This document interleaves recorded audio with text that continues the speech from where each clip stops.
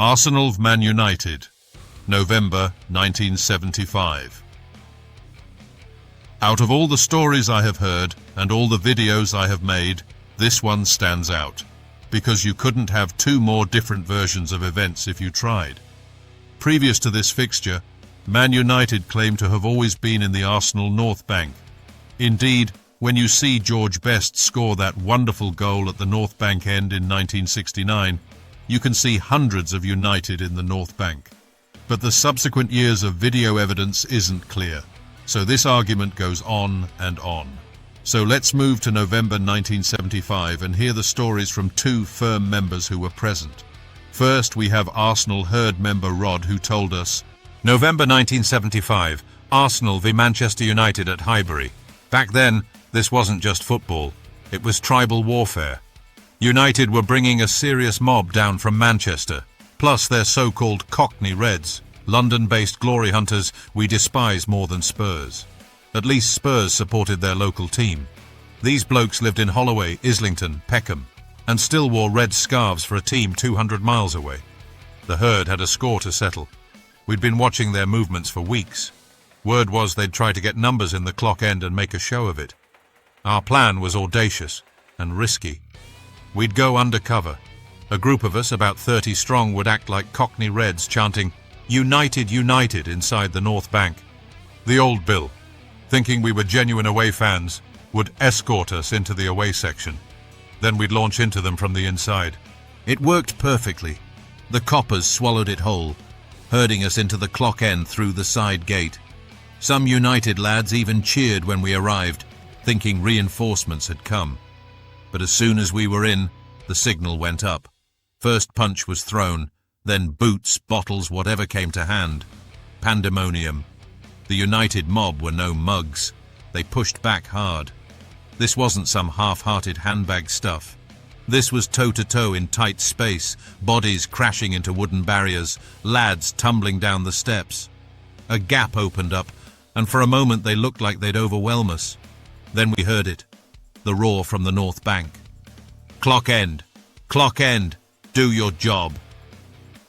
Our lot were urging us on like gladiators in an arena. That fired us up again. The police waded in swinging truncheons, splitting it up. I got nicked in the chaos, slung in the clock end holding cage. But even in there it kicked off.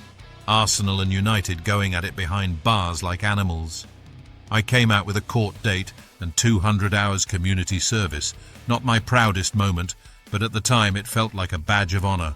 That was just the battle inside. Outside it was even more brutal. Before the match, Holloway Road was a powder keg. We'd clocked a coachload of United pulling up near an antique shop. The doors hissed open and out they came, scarves up, full of bravado. Big mistake. Out of a side street we came.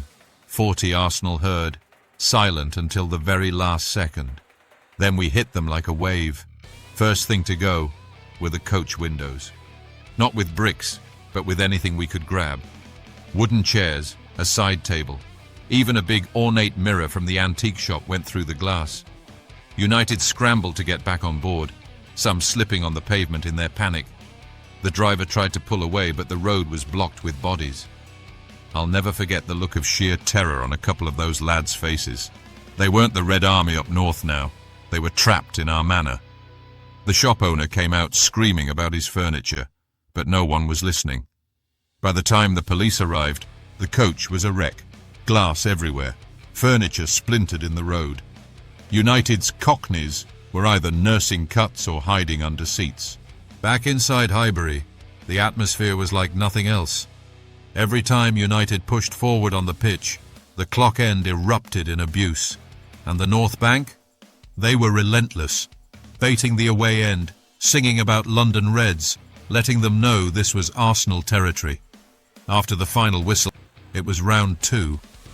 The police tried their usual trick of escorting the United fans to the tube station, but we knew the side streets better than they ever could.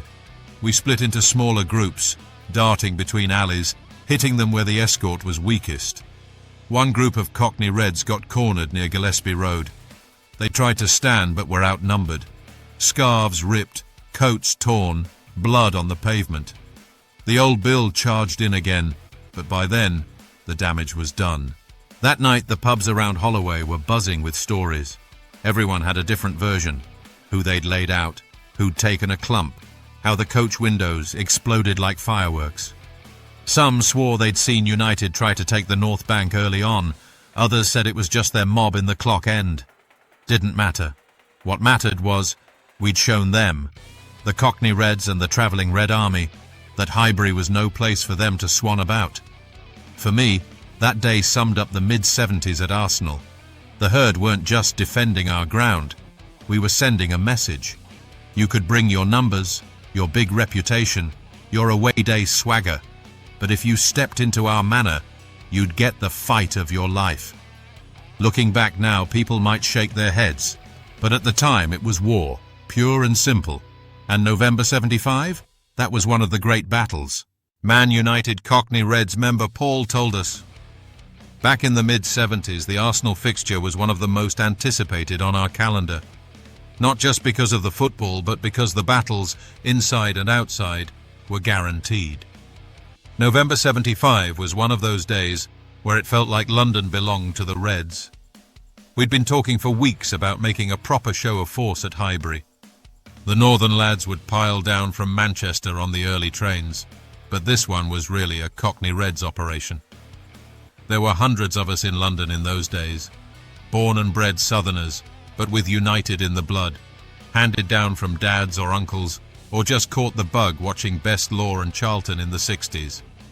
The herd despised us for it, more than they hated Spurs. That made it all the more tempting to take their holy ground, the North Bank.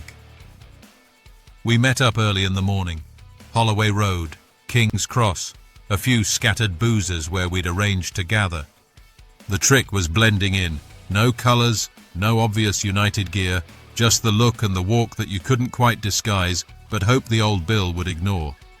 A couple of us came in with the Manc coaches just for the cover, but the main mob was already spread around the streets near the ground by 11. By 1 o'clock we were filtering into the North Bank. It wasn't easy. The herd clocked us quickly, especially the older faces who'd seen us before. They started muttering, nudging each other, and the first bits of abuse started to fly. You ain't local. Go back up north, the usual. But we were here to hold it, not just flash in and out. The first surge from the Arsenal lot came about 20 minutes before kickoff. They'd been gathering in a pack towards the back and tried to push us down towards the lower section. The police waded in, batons out, trying to keep the two mobs apart. But in the crush, a few of us got right into it. Punches, headlocks, the lot. I remember one of ours, a lad from Stepney, clouting an Arsenal bloke clean off his feet just before the coppers dragged him away. The game itself was almost background noise. Every time United went forward, we'd roar, full voice, and you could see the herd getting more and more wound up. They tried again midway through the first half, another push from the side to drive us out, but by now we'd formed a solid block near the barrier, low down behind the goal. We weren't going anywhere. Even the police could see it wasn't worth trying to shift us unless they wanted a riot on their hands. At half-time there was a standoff. They glared at us from higher up. We glared back. A couple of coins and beer cups flew, and one Arsenal fella tried to vault the barrier, only to get a boot in the ribs from one of ours. The noise was constant. United, United, echoing in their own end. Come full time, we knew the real danger was leaving. Arsenal had mobs waiting all over the surrounding streets, side alleys, pub corners, even behind parked cars. The police decided to funnel us down one narrow exit, which was a disaster waiting to happen. As soon as we hit the road, it went off. Herd lads came from the left, another lot from behind, and we were surrounded. But this is where the numbers told. The rest of the Manc mob from the clock end and the coaches started appearing. And suddenly, it wasn't just the herd doing the chasing. Fists, bricks, and bits of wood from broken fences were swinging. I saw one Arsenal lad take a chair leg across the back and drop like a sack. The windows of a coach went in when a couple of our younger lads started lobbing bricks and the driver panicked, nearly mounting the pavement. We pushed our way back towards Holloway Road in little clusters, scraps breaking out every 50 yards. A few herd lads tried to get clever by following us all the way to the tube, but they caught a hiding in the end. One got booted down the station steps when he tried to grab a scarf. Back at Euston, the atmosphere was electric. Everyone was buzzing, swapping stories about who they'd flattened and who they'd seen get run. Even the northern lot were impressed we'd held the North Bank all match. That was the real win for us. We hadn't just gone in for a quick hit. We'd planted ourselves in their end, right under their noses, and they couldn't shift us. Highbury never forgot that day, and neither did we. We thank Rod and Paul for their recollections. It's clear that there's really divided opinion of what happened.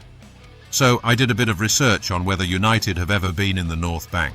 Obviously we need video evidence, and all I can find that substantiates their claims is the November 75 match talked about on this video and the 69 match where George Best scores, and you can see United fans celebrating in the North Bank. The 75 match discussed here is unconvincing. If you watch the videos on YouTube, one by the Free Football channel, they show a wide-angle shot at approximately 3 minutes of an Arsenal goal at the North Bank end. You can clearly see a line of police to the right of the goalpost, and they look like they are separating two groups of fans, so quite possibly the Man United fans, to the right.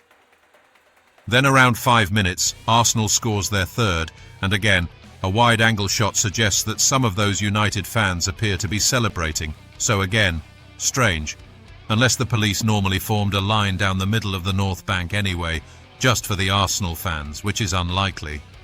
Unless, of course, the Arsenal story is true, and the police, having removed what they thought to be Man United fans, but were really Arsenal to the clock end, then thought they needed a presence in the North Bank for any further disturbances. Anyway, maybe some officials who were there could enlighten us. My gut instinct tells me Man United were in there the whole match. But what do I know? Thanks for watching. Please comment, share, like and subscribe, as it really helps our channel grow. Until the next video, bye for now.